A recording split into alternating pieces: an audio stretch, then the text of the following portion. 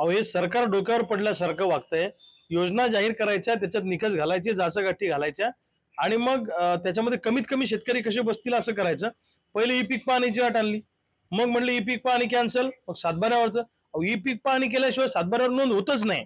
माझं म्हणणं आहे आता स्वयं घोषणापत्र द्या असं त्यांनी म्हटलं, पण खाली अधिकाऱ्यांना कुठले मेसेज आलेले नाहीत, निरोप आलेले नाहीत। शेतकरी संभ्रमात आहे। माझं म्हणणं आहे ज्या ज्या शेतकऱ्यांनी स्वयं घोषणापत्र दिलं त्याला अनुदान द्या आणि हेक्टरची मर्यादा काढा, 2 हेक्टरची सरसकट मदत द्या ना, काय फरक पडतो। इतर गोष्टींवर तुम्ही हजारो कोटी रुपये खर्च करता, एखादा ब्रिज यावर्षी नका करू, एखादा गरज नसलेला महामार्ग नका करू यावर्षी, शेतकऱ्यांना मदत करा अशी आमची मागणी आहे। या अनुदानाला जी काय जाचकाट्याने निकष घातले ते काढा आणि शिथिल करा ही आमची मागणी आहे।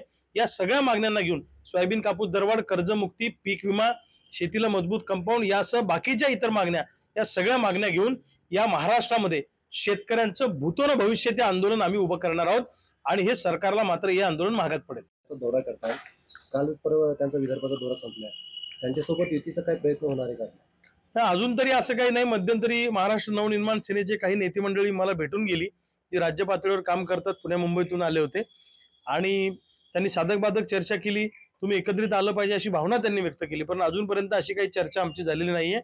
आणि ते सुद्धा राज ठाकरे साहेब सुद्धा त्यांच्या पद्धतीनं पक्षवाढीसाठी आणि निवडणुकीसाठी ताकदीनं महाराष्ट्रभर फिरतायत। एक तरुणांमध्ये त्यांची क्रेज आहे, त्यामुळं त्यांचे उमेदवार पूर्ण ताकदीनं उतरायची तयारी त्यांची सुरू आहे। बघू आता येणाऱ्या काळामध्ये काय होतं काय नाही। त्यांची भेट झाली नाही, आमची अशात कधी भेट नाही झाली। मागे एकदा शेतकऱ्यांच्या प्रश्नावर झाली होती, परंतु निवडणुकीच्या अनुषंगानं राजसाहेबांची आमची काही भेट नाही झाली। पण तुम्ही मतदारसंघ कसे कोणत्या पद्धतीने निवडले, तुमच्या 2 ठिकाणी तुम्ही निवडणूक लढण्याची अशी चर्चा आहे? माझ्या सहकाऱ्यांची मागणी आहे की मी 2 मतदारसंघातून एकाच वेळी लढावं अशी माझ्यासोबत काम करणाऱ्या माझ्या सगळ्या सहकाऱ्यांची मागणी आहे। तर मी त्या मागणीवर विचार करतो आहे, त्यांच्या भावनेचा विचार करतो आहे आणि जनमताचा रेटा असा आहे की कोणत्याही परिस्थितीमध्ये मी मैदानामध्ये उतरलं पाहिजे अशी लोकांची भावना आहे। आणि आमचे सगळे सहकारी आपापल्या विधानसभा मतदारसंघामध्ये अत्यंत ताकदीनं तयारीला लागलेले आहेत आणि गेल्या लोकसभेला ज्या पद्धतीनं निकराची झुंज माझ्या सहकाऱ्यांनी त्या ठिकाणी त्यांच्या सहकाऱ्यांच्या ताकदीवर आम्ही दिली, त्यामुळं अनेक पुढाऱ्यांच्या तंबूमध्ये घबराट झालेली आहे। त्यांना वाटतं लोकसभेसारखं जर का पुन्हा एकदा यांचं वादळ आलं शेतकऱ्यांचं, तर मग मात्र विधानसभेला निवडणुका जड जातील। त्यामुळे मला रोखण्यासाठी माझ्या सहकाऱ्यांना फोडण्याचा प्रयत्न सुरू आहे, त्यांना आमिष दाखवण्याचा प्रयत्न सुरू आहे आणि त्यांच्याशी गोड बोलून काहीतरी करून त्यांचा पक्षप्रवेश माझ्यापासून लोक तोडण्यासाठी अनेक सत्ताधारी नेते प्रचंड प्रयत्न करत आहेत। परंतु माझे सहकारी फुटणार नाही, जीवाभावाचे माझे सहकारी आहेत। 22 वर्ष आम्ही जीवाभावानं काम करतो आहे आणि या सगळ्या अडचणीच्या काळामध्ये माझा एकही सहकारी माझ्यापासून बाजूला जाणार नाही याच्यावर मला ठाम विश्वास आहे। तुम्ही किती हल्ले करा, तुम्ही किती आम्हाला फोडण्याचा प्रयत्न करा, किती सत्तेच्या ताकदीचा वापर करा, किती खोटे गुन्हे दाखल करा, आंदोलन दडपण्याचा प्रयत्न करा, पण आम्ही शेतकऱ्यांच्या अवलाद आहोत, आम्ही थांबणार नाही, आम्ही लढत राहणार आहे। मुंबईचं आंदोलन झालं, पुढची दिशा काय असणार आहे? नाही, मुंबईच्या आंदोलनामध्ये आमची मागणी होती की शेतकऱ्यांना संपूर्ण कर्जमुक्ती द्या, हक्काचा 100% पीक विमा द्या आणि सोयाबीन कापसाचे 2-3 वर्ष झाले दर पडलेले आहेत, तर त्याच्या दरवाढीच्या अनुषंगानं केंद्र सरकारशी चर्चा करून आयात निर्यातीच्या धोरणात बदल करा आणि सोयाबीन कापसाचे दर वाढवा आणि इतर शेतीमालाचे दर वाढवा अशी आमची मागणी होती।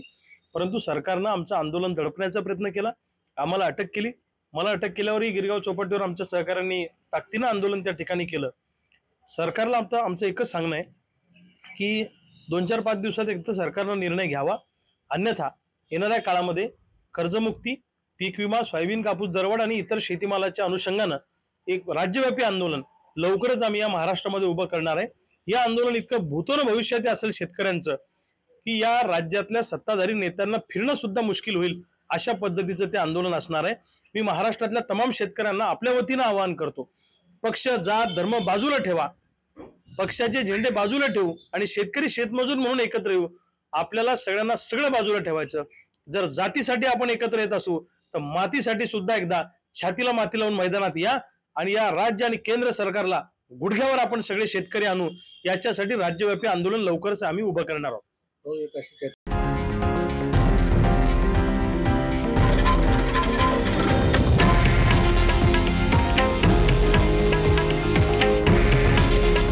हे आहे देशातील नंबर 1 न्यूज नेटवर्क आणि आपण पाहत आहात TV9 मराठी. काळजी तुमची, हित महाराष्ट्राचं.